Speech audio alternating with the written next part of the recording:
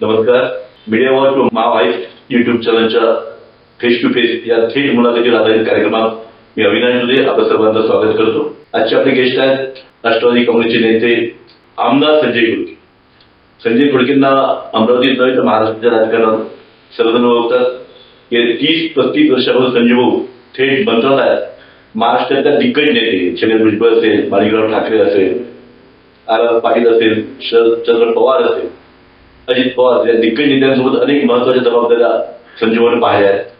आणि संजीवन राजकारणातले शह डावपेच अतिशय जवळ अनुभवले. अनेक आमदार घडताना बिघडताना अनेकांची राजकीय कारकीर्द घडताना तरी फार जवळ अनुभवली आहे. स्वतःच्या सहकर्मचाऱ्यांनी सुलभाताई खोडके यांना 3दा आमदार केला, त्यांचा फार सिंहाचा वाटा आला आहे. आणि राष्ट्रवादी काँग्रेसच्या तर अनेक नेते जवळ घडताना आणि त्यांचा कारकीर्द बिघडताना त्यांनी जवळ पाहिलाय. संजीव, आजच्या तुमच्या मुलाखतीचा माझा पहिला प्रश्न असा आहे की हे सगळं राजकारण तुम्ही 30-35 वर्षापासून जवळून पाहताय, अनेकांचा उत्कर्ष तुम्ही जवळून पाहताय, अनेकांचं पतनही जवळून पाहताय. आपण स्वतः कधी आमदार व्हाल असं मला वाटलं होतं?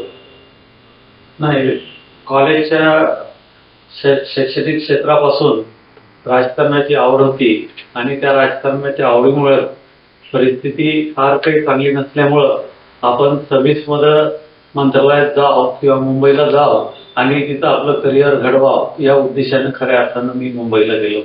आणि तिथं मंत्रालयामध्ये सुरुवातीला डॉक्टर राजेंद्र गोरे उपमंत्री होते, त्यांच्यासोबत तर मग नंतर भुजबळ साहेब असतील, माणिकराव ठाकरे साहेब असतील, विजयसिंह मोहिते पाटील असतील, आर पाटील असतील, नंतर दादा असतील, पवार साहेब असतील, या सर्व लोकांसोबत मला थेट मंत्रालयामध्ये काम करता आलं, राजकारणात काम करता आलं, पार्टीचं काम करता आलं.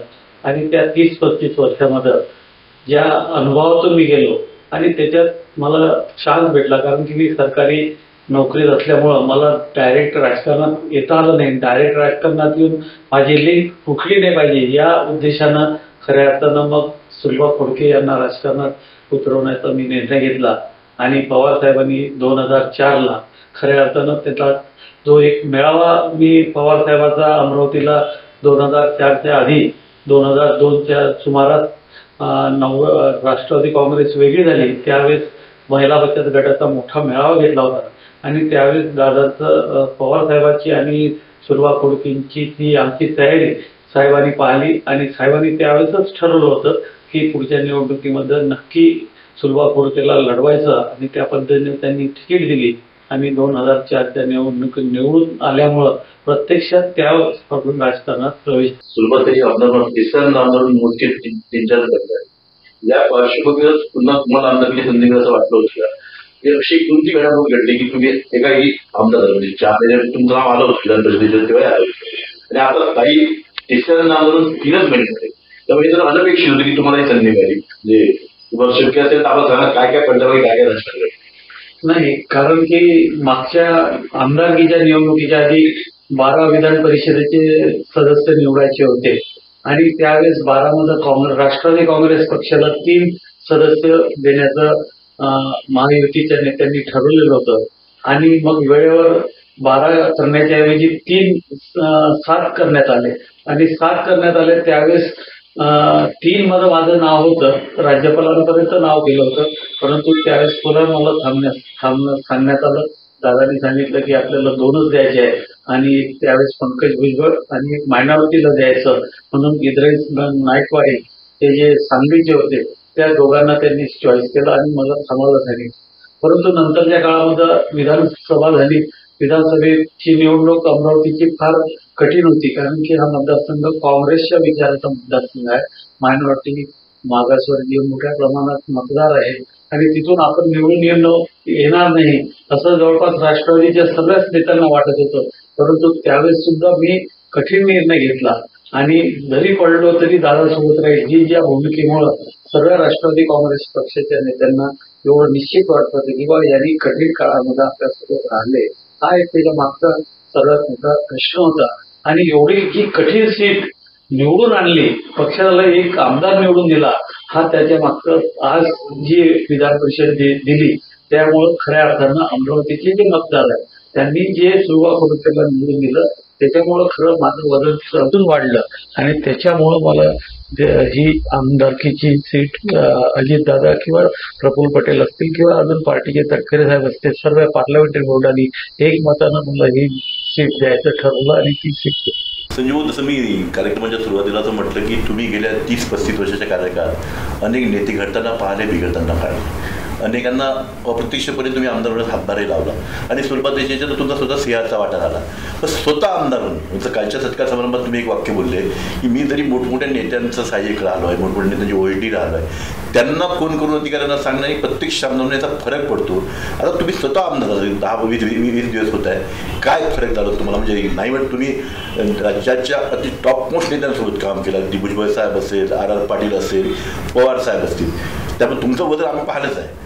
पण त्यांचं तसं काम करणं आणि स्वतः आमदार म्हणून विधिमंडळाचा प्रतिनिधी म्हणून काम करणं 10 दिवस झाले, पण काय फरक काय वाटतो तुम्हाला? नाही, कारण शेवटी आपली लोकशाही आहे आणि लोकशाहीमध्ये खरं लोकप्रतिनिधीला जे महत्त्व आहे ते लोकप्रतिनिधीचं महत्त्व किती प्रबळ असते हे मी 8 दिवसात अनुभवलेलं आहे. कारण की मी एका मंत्र्याचा, उपमुख्यमंत्र्याचा, दादांचा, सर्वांचा सहकारी म्हणून काम करत असताना आणि प्रत्यक्ष आमदार म्हणून आज एखाद्या अधिकाऱ्यांना फोन करतो, तर त्याच्यातला फरक मला चांगल्या पद्धतीनं जाणवला आणि मला एक माझं स्वतःचं एक नेहमीचं वागण्याची पद्धत जी आहे ती मी कधीच कोणता मोठा अधिकारी असू द्या, छोटा अधिकारी असू द्या, मी समजून घ्यायचा प्रयत्न करत असतो. कारण की प्रत्येक गोष्ट आपल्याला समजते अशातला अर्थ नाही. तो लहानातला लहान अधिकारी जरी असेल तर त्याच्या एवढ्या वर्षाचा अनुभव हा फार मोठा असतो. म्हणून माझे त्यांच्यासोबतचे संबंध आजपर्यंत अधिकाऱ्यांशी एक मित्रत्वाचेच राहिलेले आहे आणि त्याच्यात मी आज एक लोकप्रतिनिधी म्हणून तर त्याचा फरक फार मोठ्या प्रमाणात आहे आणि एक 100% याच्यावरून निश्चित लक्षात येते की आपली लोकशाही जी आहे ती फार मोठी प्रबळ लोकशाही आहे. या निमित्तानं मला ती अनुभवता आली. 20 वर्षापासून तर राष्ट्रवादी काँग्रेसचे जिल्ह्यातले सर्वोच्च नेते असंच तुमच्याकडे पाहत होतं.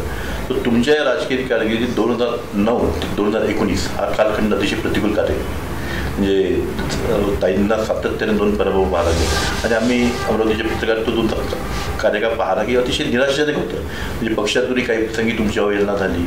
स्वाभाविकच सातत्याने 2 पराभव झाले की लोकांची वागणूक बदलते. जसं लोक पदावर असले की डोक्यावर घेतात तसं एका शहरात जमिनीवरही आणतात. तो काय तुमच्यासाठी कसा होता आणि तुम्ही त्यातून काय शिकला त्या काळात? निश्चित कसं असतं की राजकारणामध्ये चढउतार 100% होत असतात. मी जवळपास म्हणजे जर पाहिलं तर 91-92 पासून ह्या सर्व मोठ्या राजकीय लोकांच्या सहवासात राहिलेलो आहे. बरेचसे मोठे राजकारणी कधी सत्तेत राहिले, कधी सत्तेत नाही राहिले, परंतु त्यांनी आपला समतोल कधी बिघडू दिला नाही. आपलं जे काही पेशन्स आहे ते पेशन्स कधीच ढळू दिलं नाही. आणि 2009 ते 19च्या सुमारामध्ये मलाही ते फार मोठ्या प्रमाणात अनुभव लागलं. पर काही पक्षातून मला काढण्यात आलं. त्याच्यानंतर माझ्यासोबतचे जे सहकारी होते, पण माझे क्लोज सहकाऱ्यांनी मला कधीच सोडलं नाही. परंतु आज जे माझ्या ऑफिसमध्ये रोज सकाळपासून संध्याकाळपर्यंत 200-500 लोक असतात. काही काळ असा होता की मी सकाळी 2 वाजता ऑफिसला यायची मला सवय आहे, तर 2 ते संध्याकाळी 8-9 वाजेपर्यंत मी एकटाच माझ्या ऑफिसमध्ये रेल्वे स्टेशनच्या बसत होतो. परंतु मी कधी निराश झालो नाही. परंतु कंटिन्युअस आपलं कोणी आलं, भेटणं, हसणं, बोलणं, एक महत्त्वाचं म्हणजे या इतके वर्षाच्या राजकारणात मुंबईमध्ये जे शिकता आलं ते अनुभवलं आणि याच्यातून निराश होऊन चालणार नाही. आपल्याला पुन्हा केव्हा तरी आपल्याला संधी भेटत. आपण सातत्यानं लोकांचे कामं केले पाहिजे, लोकांमध्ये राहिलं पाहिजे आणि लोकांना समजून घेतलं पाहिजे. ही एक माझी भावना प्रबळ होती आणि त्याच्यातून सातत्यानं लढाई करत करत आज आपण या स्टेजपर्यंत पोचलेलो आहे. भाऊ, अपयश किंवा वाईट दिवस माणसाला काही शिकवते का? म्हणजे काल तुम्ही म्हणाला की तुमच्या स्वभावात जो काही ट्रान्सफॉर्मेशन झालं, जो काही बदल झाला, म्हणजे तुम्ही तो तुमचा चांगल्या दिवसात संजय खोडके मी पाहिला आहे आणि आताशी पाहिलं आहे, असं होतं का? तुम्हाला काय झालं होतं? बरोबर आहे. कारण की कसं आहे की लोकांना माझा माझ्या संदर्भात माझा एक स्वभाव असा होता की मला 20-25 वर्षाचा प्रशासकीय अनुभव होता. एखादा माणूस माझ्याजवळ आला, काही काम सांगितलं तर मी त्याला थोडंसं तोंडावरच सांगत होतो की बाबा हे काम काही झालं तरी होऊ शकत नाही. मग त्यांना असं वाटत होतं की काय प्रयत्नही नाही केला, डायरेक्टच सांगून राहिला होत नाही, विचारही नाही, प्रयत्नही करत नाही आहे. हा जो एक होता, एक तो पार्ट होता. दुसरा, माझे जे सहकारी होते, मी कधीच कोणी नव्या माणसावर कधी चिडत नव्हतो किंवा काही, पण सहकार्यानं, माझ्या जवळच्या सहकार्यानं जर काही चुकीचं वागला, चुकीचं केलं तर मी नक्कीच चिडत होतो. परंतु नंतरच्या काळामध्ये माझ्या लक्षात आलं की हे लोकांना फार काही डायरेक्ट सांगून चालत नाही. तुम्हाला त्यांना थोडंसं समजून घ्यावं लागते. 1-2 वेळ 3 वेळ त्यांना समजून आलं की बाबा हे प्रयत्न करून राहिले, परंतु या प्रयत्नातून आपलं काम होऊ शकत नाही, हे त्यांना ज्यावेळेस लक्षात येते त्यावेळेसच त्यांना वाटते की नाही हे बोलत होते हे खरं आहे. परंतु पहिल्याच ह्याच्यात तुम्ही जर सांगितलं की बाबा हे होऊ शकत नाही तर त्याला असं वाटतं की आपल्याला टाळत आहे. पण त्याच्यात मी सातत्यानं बदल करण्याचा प्रयत्न केला आणि त्यांना विश्वासात घेऊन की बाबा हे काम आता होऊ शकत नाही किंवा कसं वागलं पाहिजे, काय वागलं पाहिजे, डायरेक्ट लोकांमध्ये न चिडता, लोकांच्या समोर न चिडता. जी एक सवय होती, 100 लोक असले तरी मी माझ्या सहकार्यावर चिडत होतो, मी दुसऱ्यावर नव्हतो चिडत, पण त्याचा परसेप्शन, त्याचा जो फरक लोकांमध्ये वाटत होता की हा थोडासा रागीट माणूस आहे किंवा चिडतो सर्व सारखा. तर हे मी सातत्यानं अनुभवलं आणि त्याच्यातून मी माझ्या स्वभावामध्ये खूप फरक केला. आज माझे सर्व सहकारी मला सांगतात की तुमच्या वागण्यामध्ये खूप फरक आला. आणि ते एखादा पराभव म्हणा किंवा आपला मॅच्युरिटी म्हणा की असं असतं की आज आपण जरी 30-35 वर्ष जरी मी याच्यात काम करत आहे तरी 35 वर्षानंतरही काही सेक्शन असे असतात, काही गोष्टी अशा असतात की त्या पुन्हा नव्यानं आपल्याला आत्मसात करावं लागते. ते नव्यानं पुन्हा शिकत असतो. म्हणजे आपण 35 वर्ष झालं म्हणजे आधी मी पूर्ण 100% सक्षम झालो असं नाही, त्याच्यातही काही ना काही त्रुट्या राहिलेल्या आहेत, त्या समजून घेण्याचा प्रयत्न आपण करत असतो. पूर्वीच्या काळात तो थोडासा माझा गैरसमज होता की आपण पूर्ण फुलप्लेस समजलं आहे, आपल्याला आता सर्व समजते. परंतु असं नाही. किती वर्ष जरी आपण काम करत असलो, कोणत्या क्षेत्रात काही ना काही गोष्टी अशा असतात की ज्याला आपण शिवलेलं नसते, त्याचा आपल्याला अनुभव नसतो, ते आपण समजून घेतलं पाहिजे. ही भावना माझी झालेली आहे. त्याच्याप्रमाणे मी आता मार्गक्रम करत आहे. तुम्ही बॅक ऑफिस खूप चांगल्या प्रकारे सांभाळलं. म्हणजे दादांचं झालं, R.R. पाटील, म्हणजे त्यांच्याकडचे पोर्टफोलिओसुद्धा वजनदार होते, माणसंही वजनदार होते आणि त्यांच्याकडचे खातेही मोठे होते. पण त्यांना तेवढंच बॅक ऑफिसचं फीडिंग पाहिजे. कारण सक्सेसफुल तो माणूस तेव्हाच होतो की बॅक ऑफिसचं फीडिंग होतं. तुमच्यासारखा समृद्ध माणूस असल्यामुळे ते बॅक ऑफिसचं फीडिंग होतं. आज तुम्ही प्रत्यक्ष फील्डवर आलेला, तुम्हाला बॅक ऑफिसचं फीडिंग आता कसं मिळेल? बरोबर आहे. बॅक ऑफिसच्या फिडिंगची मला काही फार गरज वाटत नाही. परंतु काहीतरी सपोर्टिव्ह माणसं लागणारच आहे. कारण की काम करताना जसं मी कधी PA वापरला नाही, मला कधी संरक्षक नाही, मला कधी लिहिणारा नको, मी स्वतः माझं आत्मसात करतो. मला कागद हातात लागत नाही. कोणती गोष्ट एक वेळ समजली की मी करू शकतो. पण बॅक ऑफिसचं मला आज गरज नाही. परंतु कोणीतरी सहकारी कोणत्या तरी कामासाठी वेगवेगळ्यासाठी मला घ्यावं लागणार आहे. आणि बॅक ऑफिस सांभाळताना मी जे सांभाळलं तर मला त्या काम करणाऱ्याच्या माझा जो नेता होता किंवा मी ज्या सहकाऱ्यांसोबत काम करत होतो तसंच लागेल तुम्हाला बॅक ऑफिस सांभाळणं. हा, तसं म्हणजे काही आपलं काय चुकते. जसं आता अविनाश भाऊ माझ्याशी बोलले की अविनाश भाऊनं मला माझ्यावर 1-2 वेळ टीकात्मक लिहिलं तर माझ्या लक्षात आलं की आपलं काहीतरी चुकून राहिलं. ती चूक सांगणारा, आपल्या वागण्यात चूक होऊन राहिले किंवा आपलं वागणं हे लोकांना आवडत नाही आहे हे सांगणारा किंवा आपल्याला फीडबॅक देणारा. मी ज्या नेत्यांसोबत काम करतो, मी आज अजितदादासोबत काम करतो, तर मी अजितदादाला एकट्यात आवडो की नाही आवडो, पण मला जे वाटते की दादाचं इथं चुकून राहिलं तर ते सांगण्याची हिंमत काही 4-5 लोकांमध्ये असेल तर ती माझ्यात आहे. आणि मी ते दादांना सांगत असतो की दादा हे आज बरोबर नाही झालं, दादा हे बरोबर नाही झालं. असा माणूस 100% कोणालाही किती अनुभवी असला तरी त्याला लागत असतो. कारण की तो कामाच्या झपाट्यामध्ये, गर्दीच्या झपाट्यामध्ये काहीतरी चुका करत असतो आणि त्याला तो फीडबॅक देणारा माणूस 100% लागत असतो. आणि मलाही तसा फीडबॅक देणारा माणूस लागणार आहे, याच्यात काही तथ्य आहे 100%. आपण जे म्हणतात त्यात भाऊ, तुमच्या वाटचालीत परिश्रम, सातत्य आणि चिकाटी मोठा वाटा आला आणि नेत्यांप्रती निष्ठा हे तुमचे मोठे गुण आम्ही पाहतोय. याच्या व्यतिरिक्त तुम्ही कोणाला श्रेय द्या तुमच्या या विधान परिषदेच्या नियुक्तीचं? आणि असं म्हटलं जातं की राजकारण हे सगळं जरी असलं, परिश्रम करणारे, मेहनत घेणारे चिक्कार लोक आम्ही पाहतोय, पण वर्षानुवर्ष काम करूनही त्यांच्या सत्ता त्यांच्या पदात पडत नाही. यामुळे नीती का नशीब नावाचा प्रकार तुम्ही मानता का? पहिला प्रश्न म्हणजे श्रेय कोणाला द्याल आणि तुमच्या संपूर्ण वाटचालीत तुमचे सगळे गुण जमेत धरूनही नीती किंवा नशीब नावाचा प्रकार तुम्ही मानता का? नाही, नियती 100% असते. कारण की बरेच वेळ मला MLC भेटेल, MLC येईल, जवळपास 4 ते 5 वेळ आजपर्यंतच्या 35 वर्षामध्ये झालं आणि प्रत्येक वेळेस ती दूर गेली आणि त्याच्यातून मी निराश कधीच नाही झालो. म्हणजे आत्ता राज्यपालांकडे माझं नाव जाऊन पुन्हा वापस आलं 4-5 महिन्याच्या आधी. त्याच्यानंतरही माझ्या वागण्यात किंवा बोलण्यात कुठंच फरक नाही झाला. खरी होती. त्याच्यानंतरही मी म्हणजे दादांसोबत म्हणा किंवा प्रफुल्ल पटेल असतील किंवा तटकरे साहेब असतील, भुजबळ साहेब असतील, हे जेवढे राष्ट्रवादीचे जेवढे स्टॉलवर्ड आहे त्यांच्यावर माझा 100% विश्वास होता. प्रश्न असा आहे की मला जे आज भेटलं पद ते मी 100% पहिलेही सांगितलं, आजही सांगितलं की अमरावतीच्या विधानसभा मतदारसंघातल्या आमदारांनी एवढ्या कठीण परिस्थितीत सुलभा खोडकेंना निवडून दिलं आणि त्याच्यामुळं माझं वेटेज जे आहे ते दादांकडे आणि पार्टीकडे फार मोठ्या प्रमाणात वाढलं की बा हा खरोखर हा ग्राउंड लेवलला काम करणार आहे. एवढ्या कठीण परिस्थिती, एवढ्या कठीण मतदारसंघात पुन्हा सुलभा खोडकेंना निवडून आणलं. तो एक त्याच्या मागचा उद्देश त्यांना मला देण्याचा एक होता. त्यानंतर माझी 30-35 वर्षाची त्यांच्यासोबतची निष्ठा, कमिटमेंट, कामाचं कमिटमेंट आणि मेहनत ह्या सर्व गोष्टीचा विचार करता.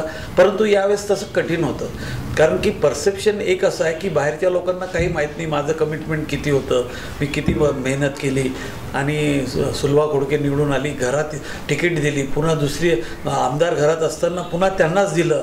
लोकांचा काही गैरसमजही आहे आणि लोकांना त्याचा रागही आहे की बा अजितदादांना हा निर्णय बरोबर घेतला नाही असं लोकांना वाटते.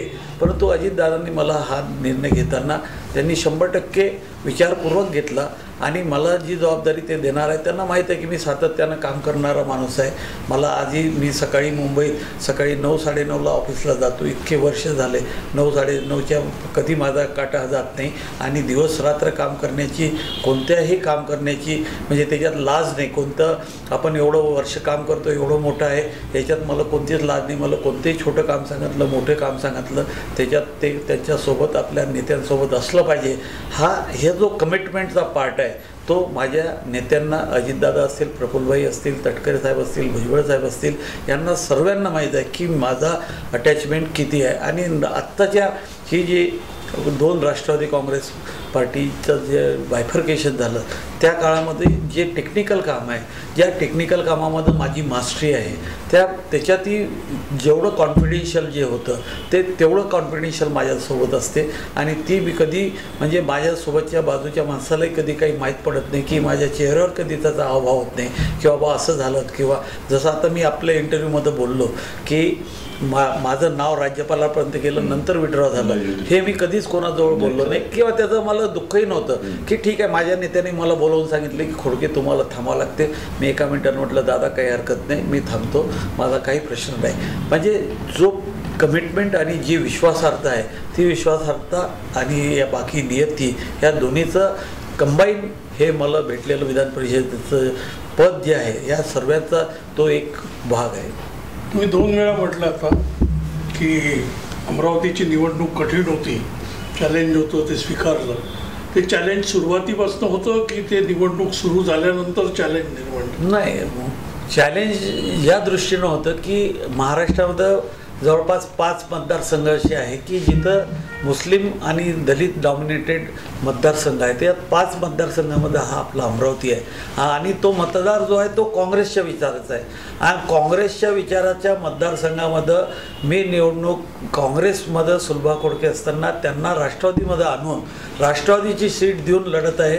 तर तुमच्यासारखे माझे बरेचसे पत्रकार मित्र असतील, नेते लोक असतील, माझे राष्ट्रवादीतले काही नेते जे होते ते मला सातत्यानं सांगत होते की तुम्ही हा निर्णय घेऊ नका, तुमची निवडणूक येणं कठीण आहे. परंतु ह्या सर्व पार्श्वभूमीवर मी निश्चय घेतला होता की मला अजितदादांनी या 5-10-15 वर्षात जी काही मदत केली, आज ते कठीण परिस्थितीतून ते जात आहे. त्या कठीण परिस्थितीतून माझ्यासारख्या इतक्या नियरेस्ट माणसांनी त्यांच्यापासून दूर जाण्यानं एकच फरक माझ्या सीटचा पडणार नाही आहे, परंतु त्यांचा जो कॉन्फिडन्स आहे की माझ्यासारखा कार्यकर्ता जर दूर जात असला तर त्याचं परसेप्शन पूर्ण राज्यभर पडू शकते आणि म्हणून ती मी रिस्क स्वीकारली आणि ठरवलं. तुम्ही स्वीकारली. मला 200% माहीत होतं आणि काँग्रेसच्या तिकीटच्या संदर्भात माझे काही मायनॉरिटीमध्ये मी एवढं काम केलेलं होतं या 5 वर्षात स्टेट लेवलवर म्हणा, राज्यस्तरावर म्हणा, देश स्तरावर, तर त्याच्यातल्या काही मायनॉरिटीच्या लोकांनी 13 नोव्हेंबरला, मला अजूनही तारीख आठवते, 13 नोव्हेंबरला सोनिया गांधीसोबत माझ्या तिकीटसाठी माझी अपॉइंटमेंट फिक्स केली होती. परंतु मी सांगितलं त्यांना की नाही, मी येणार नाही, मी राष्ट्रवादीसोबतच लढणार. तिकीटचाही काही प्रश्न नव्हता, परंतु माझी कमिटमेंट एकच होती की मी दादाला सोडणार नाही, नुकसान झालं तरी काही हरकत नाही. आणि ते चॅलेंज मी स्वीकारलं. चॅलेंज एक मोठं हे होतं की भाजप महायुतीमध्ये होतं आणि मायनॉरिटीचे वोट्स भाजप असतानाही मिळतील हा कॉन्फिडन्स होता तुम्हाला? मला कॉन्फिडन्स नव्हता, म्हणजे मतं भेटतील असं पहिल्या टप्प्यात वाटत होतं, परंतु निवडणूक झाल्यानंतर, चालू झाल्यानंतर त्याचं लक्षात आलं की आपल्याला ती मायनॉरिटीची मतं भेटणार नाही, कमी प्रमाणात भेटतील हे माझ्या लक्षात आलं होतं. परंतु माझं सातत्यानं त्या भागामध्ये काम करणं, त्या लोकांमध्ये बसणं, त्या लोकांमध्ये मिसळणं, त्याच्यामुळं एक निश्चित झालं. माझा असा आहे की त्याच्यामुळं त्यांनी काँग्रेसला मतदान न करता थर्ड उमेदवाराला मतदान केलं आणि अशा पद्धतीनं मला तो विजय मिळवून दिला, असं मी त्याच्यातून अर्थ काढलेला आहे. हो, तुम्ही अजित पवारांसोबत राहण्याचा निर्णय घेतला किंवा अजित पवारच नाही तर शरद पवार, सुप्रिया सुळे आणि एकंदरीतच पवार कुटुंबासोबत तुमची घरात म्हणजे तुमच्या राजकीय कारकिर्दीची सुरुवात झाली तेव्हा शरद पवार साहेब देशातले मोठे नेते होते आणि शरद पवारांचाही अगदी उद्वादच तुम्हाला म्हटलं जायचं. पण जेव्हा केव्हा राष्ट्रवादी फुटली तेव्हा अजित पवारसोबत जाण्याचा निर्णय हा तुमच्यासाठी निश्चितपणे कठीण असणार. म्हणजे पवार साहेबांसारखे म्हणजे लोकांची सहानुभूती पवार साहेबांकडे होती, सुप्रिया सुळेंकडे होती. तर एक आरोप असाही झाला की संजय खोडकेंना राजकारणाची दिशा कळते, त्यामुळे त्यांनी अजित पवारांचा हात धरला. एवढे वर्ष ज्या मोठ्या साहेबांनी ज्यावर विश्वास टाकला त्याकडे पाठ फिरून संजय खोडके अजित पवारांकडे गेले.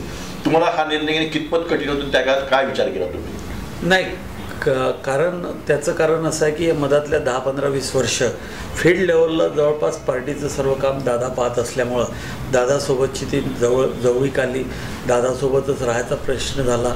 प्रत्येक 15-20 वर्ष त्यांच्यासोबत ट्यूनअप झालं आणि एक स्पष्टता माझ्या विचारात जशी आहे तशी त्यांच्या याच्यात होती. आणि साहेबांसोबतचा दुरावा नाही, परंतु साहेब थोडेसे या महाराष्ट्राच्या राजकारणापासून थोडेसे बाजून असल्यामुळं जो दादासोबत रॅपो वाढला आणि त्याच्यामुळं मी दादासोबत राहायचा, म्हणजे दादासोबत राहिलो म्हणून काही साहेबांसोबतचा माझा संबंध तुटला किंवा सुप्रियाताईसोबतचा असा विषय नाही. परंतु त्याच्यात दादासारखा माणूस जे साहेबांचे पुतणेच आहे ते निर्णय घेऊन राहिले, तर त्याच्यासोबत मी पण निर्णय घेतला. कारण की पूर्वी पण काँग्रेसचा 99ला ज्यावेळेस 98-99ला काँग्रेसपासून राष्ट्रवादी वेगळी झाली त्यावेळेससुद्धा असाच प्रश्न निर्माण झाला होता. परंतु त्यावेळेससुद्धा मी भुजबळ साहेबासोबत आणि पवार साहेबासोबत राहायचा निर्णय घेतलेला होता. आणि भविष्यामध्ये आता फार वयाच्या या टप्प्यात आलो आहे की आता अजितदादा आणि त्यांचा जो पक्ष त्याच्यासोबतच पूर्ण आयुष्य राजकारणातलं राहणार आहे, याच्यात काही दुमत असायचं काही कारण नाही. उशिरा का होईना तुम्हाला उत्तम संधी मिळाली. म्हणजे सुलभाताईंना 3 नामदार खरं आहे, पण अनेकांना असं वाटत होतं की संजय खोडके काल सुलभाताईंनी कालच्या सत्काराला उत्तर देताना कबूल केलं की संजूभाऊ माझं राजकारण सांभाळत होते आणि सगळ्या जिल्ह्यांनाही माहीत होतं की तुमचा मोठा वाटा आहे. आता काल ज्या पद्धतीने तुमच्या स्वागताला गर्दी होती, ज्या पद्धतीने लोकांनी अपेक्षा व्यक्त केल्या, तुमच्याकडून लोकांना मोठी अपेक्षा आहे. म्हणजे मला कल्पना आहे की तुम्ही काही पालकमंत्री नाही आहे किंवा जिल्ह्यात किंवा राज्यात भाजपाचं वर्चस्व आहे, तुम्ही तरी सहयोगी पक्षामध्ये तुमच्या मर्यादा आहे. अशा परिस्थितीत लोकांच्या वाढलेल्या अपेक्षा आणि तुमचं स्वतःचं काय विजन आहे? अमरावती जिल्हा तुम्हाला चांगला माहिती आहे, अमरावती जिल्ह्याच्या अमरावती शहराच्या अमरावती जिल्ह्याच्या समस्या तुम्हाला चांगल्या माहिती आहे. फार गोष्टी करण्यापेक्षा तुम्हाला स्वतःला अमरावती जिल्ह्याबद्दल तुम्हाला काय 4 गोष्टी तुम्हाला निश्चितपणे कराव्याशा वाटतात? 2-3 गोष्टी महत्त्वाच्या आहे. कारण की या 25-30 वर्षाच्या राजकारणामध्ये आपण पहिले ज्यावेळेस बीटी भाऊ राजकारणात होते किंवा अजून वरचे लोक जे होते, आपण विदर्भाचा बॅकलॉगच्या संदर्भात आपण सातत्यानं बोलत होतो. परंतु आता विदर्भाचा बॅकलॉग जवळपास पूर्ण झाला. परंतु आता विदर्भाच्या बॅकलॉगसोबत नवीन प्रश्न निर्माण झाले. आता अमरावती विभागाचा बॅकलॉग नागपूर विभागापेक्षा सातत्यानं प्रत्येक गोष्टीमध्ये आपला बॅकलॉग वाढलेला आहे आणि तो बॅकलॉग भरून काढताना आपली कसरत होणार आहे. आणि त्या संदर्भात सातत्यानं आपल्याला कारण की शेवटी विधान परिषद हे माध्यम जे आहे, कारण की प्रशासकीय काम करणे आणि विधान परिषदेमध्ये सभागृहात प्रश्न मांडणे हे दोन्ही जागेवर आपल्याला प्रयत्न करून अमरावतीच्या विकासासाठी आणि अमरावती विभागाच्या बॅकलॉगसाठी काम करण्याची माझी तयारी आहे आणि मी त्या पद्धतीनं ऑलरेडी 15 दिवस झाले काम चालू केलेलं आहे. आणि आपण जे 5 विषय म्हटलं तर या विषय भरपूर आहे, परंतु त्या सर्व विषयामध्ये सर्वात महत्त्वाचा माझा जो संकल्प आम्ही सुलभा खोडकेंच्या विधानसभेच्या वेळेस आम्ही एक जाहीरनामा म्हणा किंवा वचननामा काढला होता.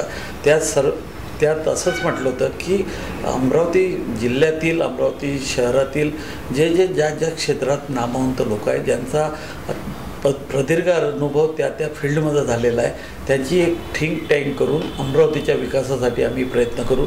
तोच प्रयत्न आज आम्ही पुन्हा करणार आहोत. आणि आपण म्हटलं की 5 विषय, तर अमरावतीला सर्वात मोठा आपला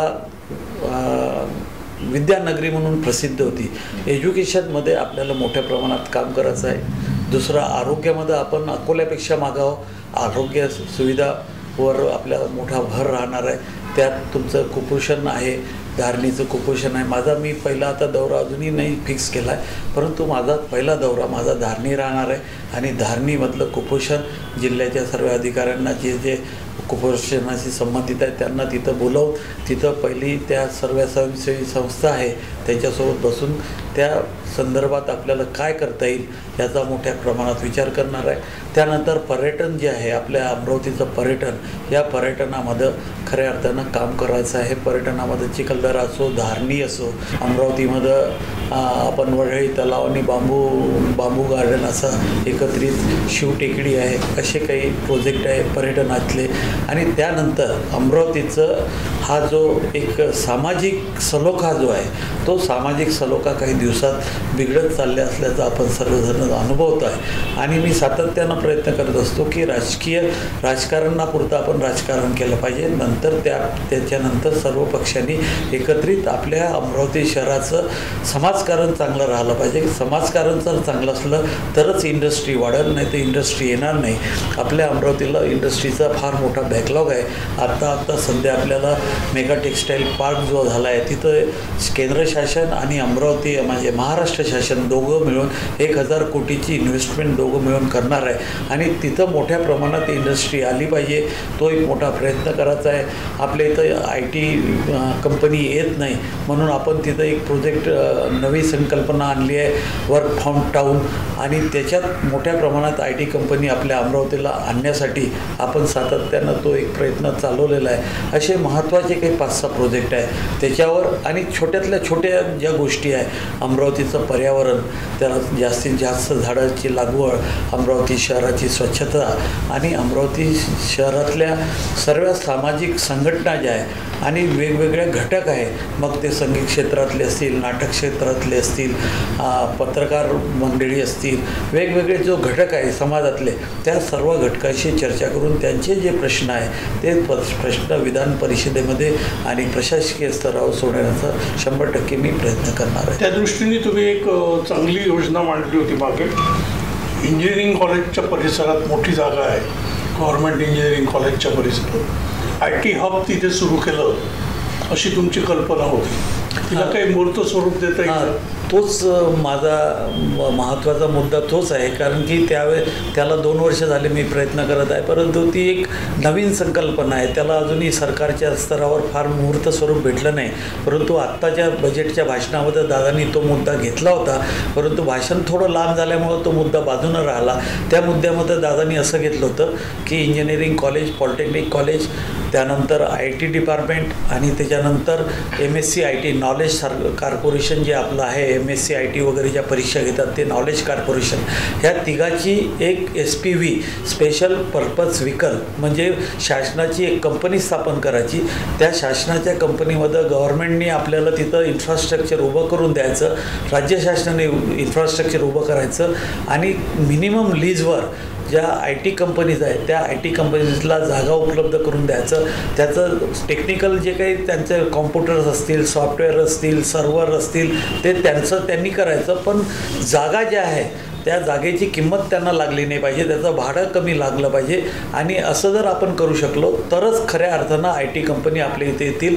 तर IT पार्क वगैरे आपण म्हणतो तसं IT पार्क आपल्या इथं निर्माण होणं शक्य नाही. कारण की नागपूरमध्ये सुद्धा IT पार्क निर्माण झाले, परंतु त्याला फार मूर्त स्वरूप भेटलं नाही. आपण जी संकल्पना मांडली त्या पद्धतीनं जर गेलो आपण तर 100% तो सक्सेस होईल. आणि त्या सक्सेस मागं माझा मूळ मुद्दा असा आहे की समजा आता 4 किंवा 5,000 मुलं इथं सर्व्हिसला जर लागले आणि त्याचा ॲव्हरेज मिनिमम पगार जर तुम्ही 50,000 75,000 जर काढला तर ते 50,000 पैसे जर आपल्या अमरावतीमध्ये खर्च झाले, त्यामुळं खऱ्या अर्थानं आपल्या अमरावतीचं पर कॅपिटा इन्कम फार मोठ्या प्रमाणात वाढेल, वेगवेगळे बिझनेसेस वाढतील, वेगवेगळे कामं वाढतील आणि खऱ्या अर्थानं अमरावतीचा विकास होईल. आणि ते 100% आम्हाला दादांनी विचारलेलं आहे प्रत्येक आमदारांना, म्हणजे विधानसभेच्या आमदारांना, की तुमचे 3 कामं कोणते जे आहे ते तुम्ही आम्हाला द्या आणि या 5 वर्षाच्या काळामध्ये आम्ही ते तुमचे 3 कामं कोणीही परिस्थितीत करून देऊ.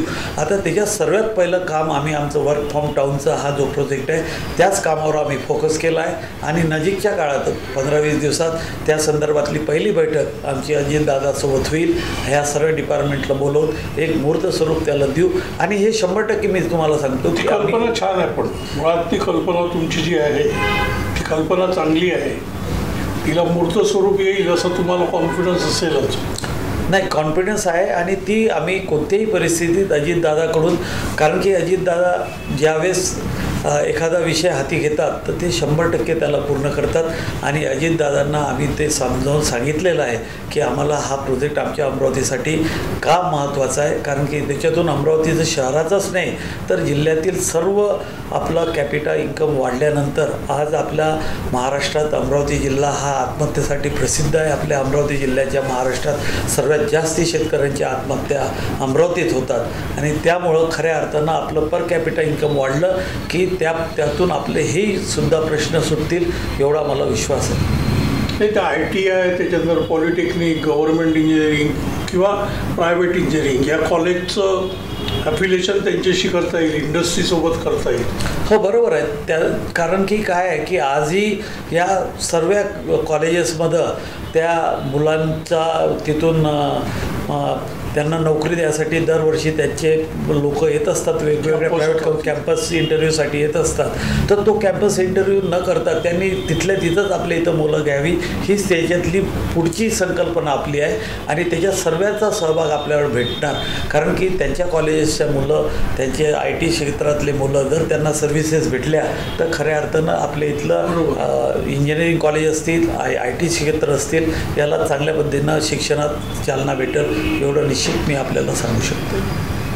हो, तुम्ही आमदार झाले, सुरुवाती आमदार आहेच, एका अर्थानं 2-3 म्हणा की डबल इंजिन आहे. पण जिल्ह्यातलं राजकीय आव्हान प्रबळ आहे. भाजपची स्वतःची 4 आमदार आहेत, ती खासदार आहेत.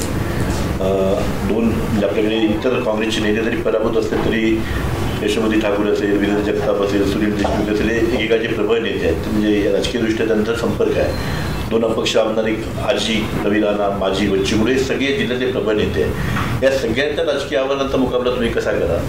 आणि दुसरी गोष्ट, तुमच्या राजकारणाच्या स्टाईलमध्ये असं म्हणलं जातं की तुम्ही राजकारण करताना दुश्मनी अधिक करता. आणि याच्यात तुमचं काही बदल होणार आहे का? की लोक असं म्हणतात की राजकीय संजय खोडके जेव्हा राजकारण करतात तेव्हा राजकारण नाही करत, तर एकमेकाने आपण काहीतरी लढाई लढतो या पद्धतीने राजकारण करतात. आणि आगामी काळात जरी आता तुम्ही भाजपचे सहयोगी पक्ष असले तरी मनपा किंवा लढाई लागेल तेव्हा ती लढाईच होईल.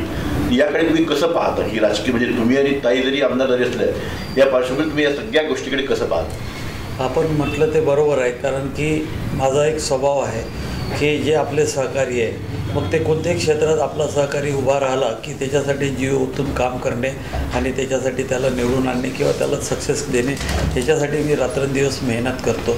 आणि त्याच्यातूनच खऱ्या अर्थानं मग माझ्या बाबतीत असं बोललं जाते की बाकी तुम्ही सर्व पक्षाला अंगावर घेता, कारण नसताना तुम्ही त्यांच्यासोबत वाद वाढता, परंतु तो वाद नसतो, तो मी माझ्या कार्यकर्त्यांना सक्षम करण्यासाठी करत असलेला प्रयत्न असतो.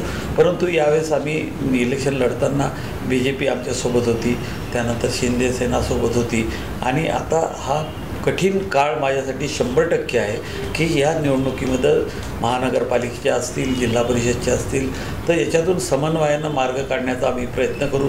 समन्वयातून पार्टी नाही निघाला तर मग शेवटी असं असतं की प्रत्येकाला आपापली पार्टी वाढवण्याचा अधिकार आहे, प्रत्येकजण आपापल्या पार्टी वाढवण्यासाठी, परंतु तो मित्रत्वाच्या नात्यातून फार दुश्मनीसारखा नाही, परंतु त्याच्यातून त्यातल्या त्यात मी स्वतः प्रत्येक व्यक्ती जो उभा आहे वेगवेगळ्या पक्षाचा त्याच्यासोबत आपले व्यक्तिगत संबंध चांगले कसे राहतील, परंतु निवडणूक पक्षाची जी आहे ती निवडणूक पक्षासाठी लढलीच पाहिजे, हा पण त्यामागचा धर्म, पक्षाचा धर्म निभावाच लागणार आहे.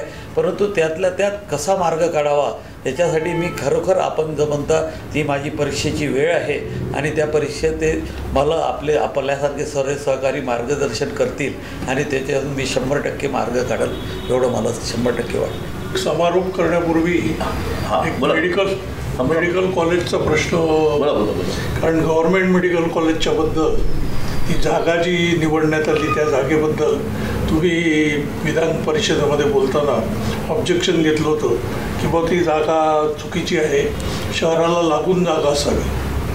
असं काही प्लॅन डोक्यात आहे का? किंवा माझ्या डोक्यात असं आलं की तपोवनमध्ये डॉक्टर दाजीसाहेब पटवर्धन यांच्या स्मरणार्थ ते नावाचं त्यांचं नवीन मेडिकल कॉलेजला द्यावं आणि तपोवनची जागा वापरावी, असा काही प्रस्ताव आहे का डोक्यामध्ये?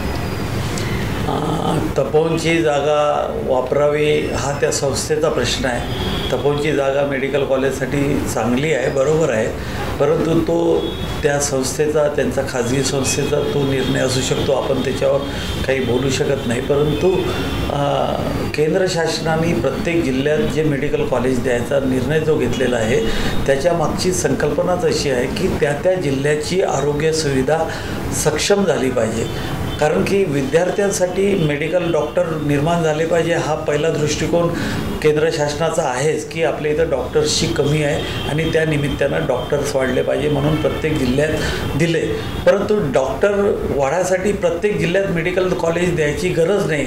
मुंबईमध्ये जे मेडिकल कॉलेज आहे तिथल्या सीट वाढवूनसुद्धा किंवा नागपूरमध्ये मेडिकल कॉलेज आहे तिथं सीट वाढवून जे देशामध्ये, राज्यामध्ये जिथं जिथं मेडिकल कॉलेज आहे कमी खर्चामध्ये त्या सीट्स वाढवू शकत होत्या, परंतु तो निर्णय केंद्र शासनाने घेतला नाही. पण मेडिकल कॉलेजेस देशातल्या प्रत्येक जिल्ह्यात असलं पाहिजे हा धोरणात्मक निर्णय घेण्यामागचं केंद्र शासनाची भूमिका ही त्या गावाची आरोग्य सुविधा, त्या जिल्ह्याची आरोग्य सुविधा, गरीब कष्टकरी लोकांना आरोग्यसेवा चांगल्या मिळाल्या पाहिजे ही मूळ संकल्पना आहे.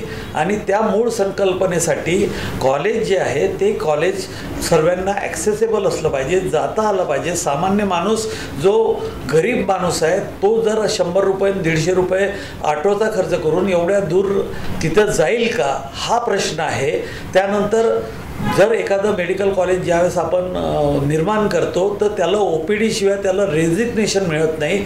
जोपर्यंत तिथं रेग्युलर OPD पेशंट जोपर्यंत जात नाही त्या डॉक्टर्सना प्रॅक्टिकल करण्यासाठी जे शिकाऊ उमेदवार आहे, डॉक्टर बनणार आहे, त्यांच्यासाठी वेगवेगळ्या केसेस रेफर झाल्या नाही तर ते त्यांचं शिक्षण पूर्ण होत नाही. ह्या सर्व गोष्टीचा विचार करता ती जी जागा निवडलेली आहे ती जागा मेडिकल कॉलेजसाठी बरोबर नाही. कारण की मला आठवते आम्ही एक मीटिंग अजितदादाच्या अध्यक्षतेखाली मेडिकल कॉलेजच्या संदर्भात उच्चस्तरीय मीटिंग. कुठली जागा सुचवली? मी जी जागा सुचवली ती आपली PKVची जागा आहे, VRC म्हणून. आपलं जे गौरी इन हॉटेल आहे त्या गौरी इनपासून जर आपण तपोवनकडे जाताना जवळपास 75 हेक्टरची जी जागा, तपोवनपर्यंतची जी जागा आहे ती PKVची जागा आहे आणि ती बॅरन लँड आहे आणि त्याला फार काही विरोध PKVकडून होणार नाही. राज्य शासनाच्या 1-2 मीटिंगवर ती आपल्याला जागा 50 एकरपर्यंत जागा मिळू शकते आणि तिथं खऱ्या अर्थानं चांगलं मेडिकल कॉलेज होऊ शकते. 14 तालुक्यापैकी फक्त नांदगाव खंडेश्वर तालुकाच एक आत्ता निवडलेल्या जागेसाठी जवळ आहे आणि 13 तालुक्यांना पूर्ण अमरावती शहर क्रॉस करून त्यानंतर त्याचा हॉस्पिटलचा उपयोग होणार आहे. म्हणून एवढ्या धारणीसारख्या ठिकाणून पेशंटला अमरावती येऊन अमरावतीचं पूर्ण ओलांडून त्या मेडिकल कॉलेजमध्ये जावं लागलं तर ते अडचणीचं होणार आहे. म्हणून माझा त्याच्यात राजकारण बिलकुल 100% नाही. कारण की एवढं 1000 कोटी रुपये खर्च करून एखादं राज्य शासन केंद्र शासन एवढं मोठं युनिट उभं करते तर ते लोकांच्या उपयोगी झालं पाहिजे. त्याला आम्हाला काही कोणाचा मतदारसंघात अजून जवळची जागा असेल ती घ्या, आमचं काही म्हणणं नाही. मतदारसंघात त्यांच्या घ्या, अजून जवळची जागा घ्या, परंतु ते शहरापासून आणि सर्व तालुक्यांना इझिली ॲप्रोचेबल असलं पाहिजे. एवढाच माझा मुद्दा आहे. बाकी कोणत्या मतदारसंघात झालं किंवा तिथं झालं म्हणून मी विरोध करत आहे अशातला तो भाग नाही.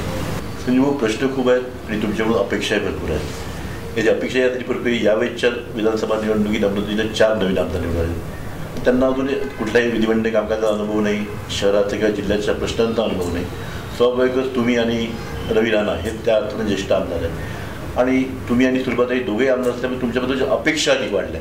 त्यामुळे त्या दृष्टीने कालच्या एकंदरीत सत्कार समारंभात तुम्ही जो विजन प्लॅन मांडला तो अतिशय विस्ताराने मांडला. त्यामुळे तुमच्याकडून अपेक्षा आहेत, आमच्या सर्वांच्या तुमच्यासोबत शुभेच्छा आहेत आणि अधिकाधिक कामं व्हावी. तुमची कार्यकाळ हा तुम्ही पालकमंत्री व्हाल की आम्हाला कल्पना नाही. आमच्या शुभेच्छा तुमच्यासोबत आहेत, पण खऱ्या अर्थानं अमरावतीचा कायापालट करणार तुमची कारकीर्द राहावी अशी आम्ही इच्छा करतो, अपेक्षा करतो. धन्यवाद.